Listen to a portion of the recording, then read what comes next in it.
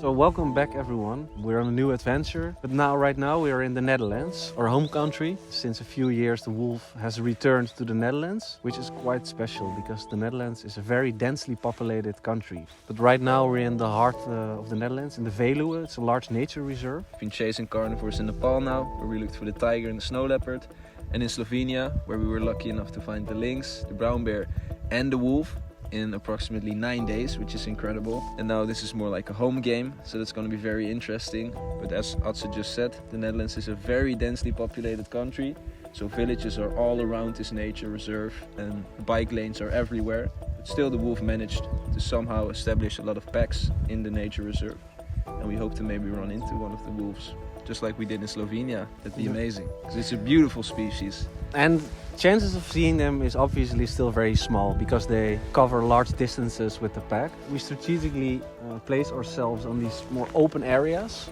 where we think we have the highest chance of seeing wolves. Take you along again. Yeah, let's go.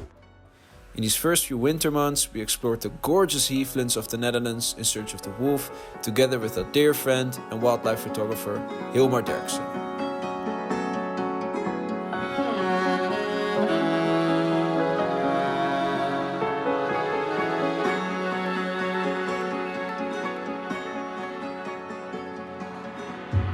Despite the effort, we did not encounter any wolves. Finding a wolf is incredibly challenging, and visiting the Veluwe once does not guarantee a sighting. The beauty of nature lies in its unpredictability, and patience is key. As we continued to explore the area over the following months, we kept looking for signs of the wolf. We found the fresh wolf's cat. You can see that based on all the hairs that are in.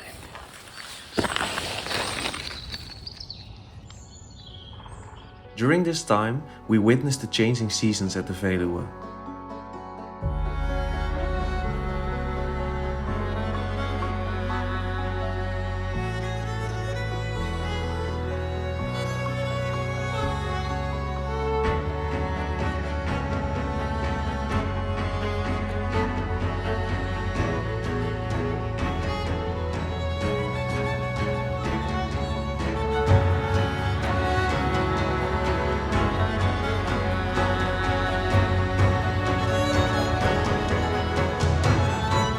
With prey species and their offspring becoming abundant.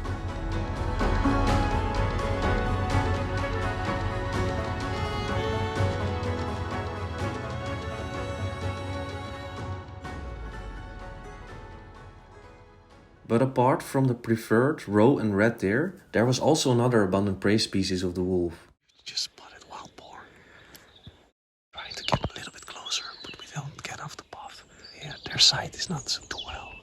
So we have to be very silent, because if they hear something, they will run off.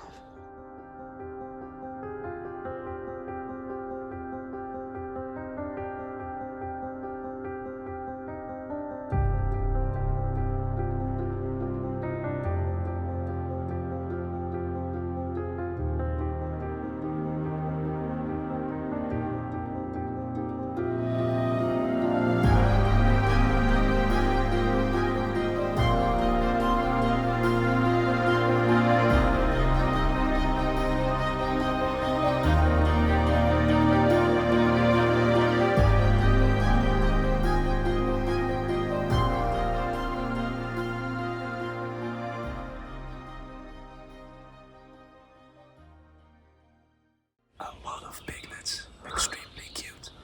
We were watching them first on a field, and then we followed them into this beautiful place with a lot of ferns. You can actually see the ferns moving, sort of like waves, where the boar is moving through them. It's amazing, it's beautiful.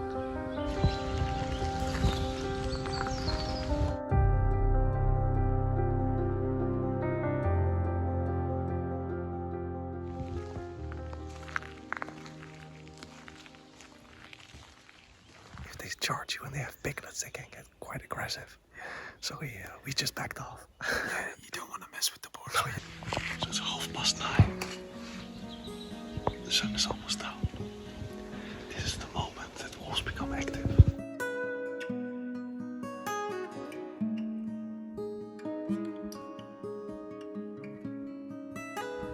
You can see the remains of the prey. The bones and the meat has disappeared, but the hairs are still visible. Prey species of the wolf are still abundant, but we had no signs of the wolf itself regardless. Nonetheless, we kept our morale high and spent many days in nature tracking and looking for the wolf.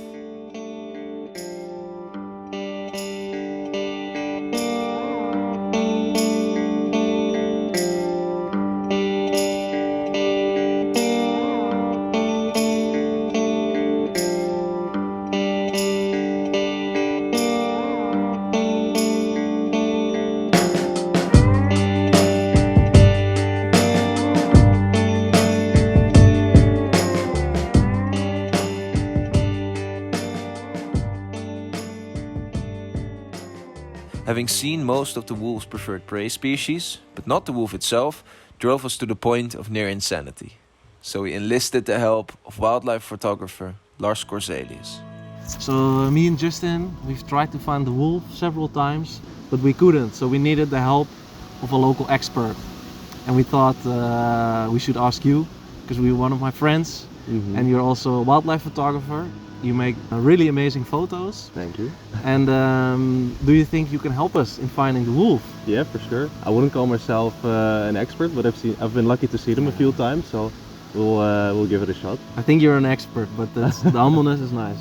I moved to Wageningen 6 or 7 years ago to study there, and ever since then I've been on the Veluwe on a weekly basis, so I kind of know the area. You know the area quite well, right?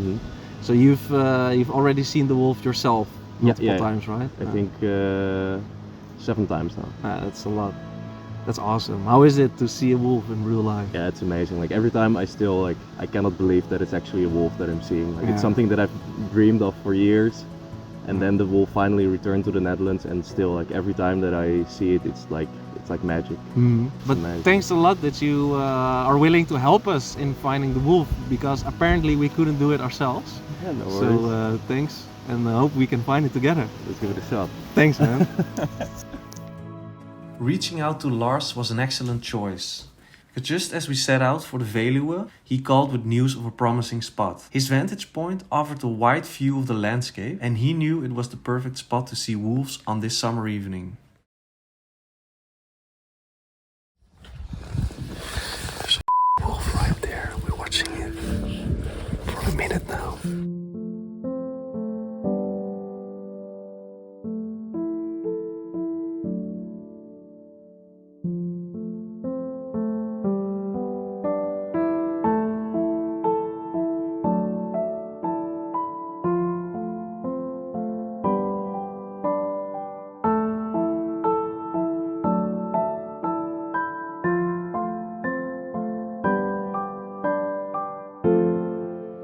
It's incredible. We're now watching a wolf approaching a red deer.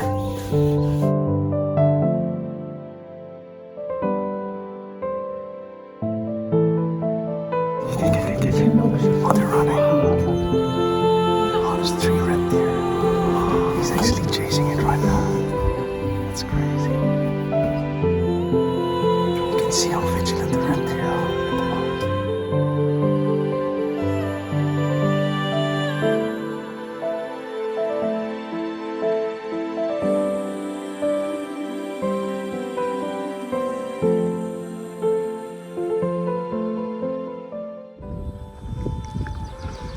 So what did we just see? A wolf in the Netherlands. That's crazy.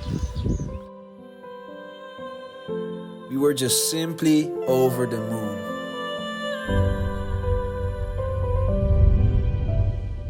Hopefully the wolf will pay a visit again.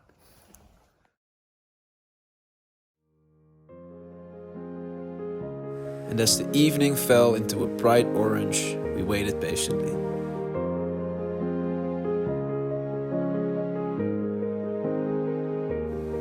And then all of a sudden, another wolf showed up.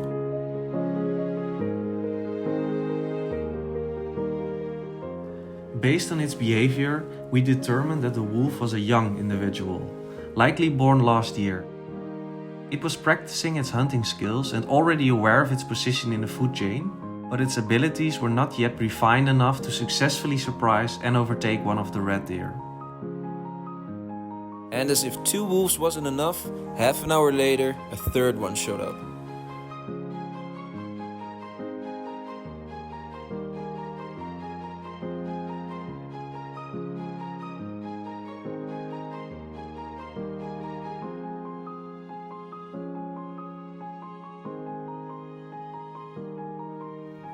Can't believe it. 3 wolves. It's insane.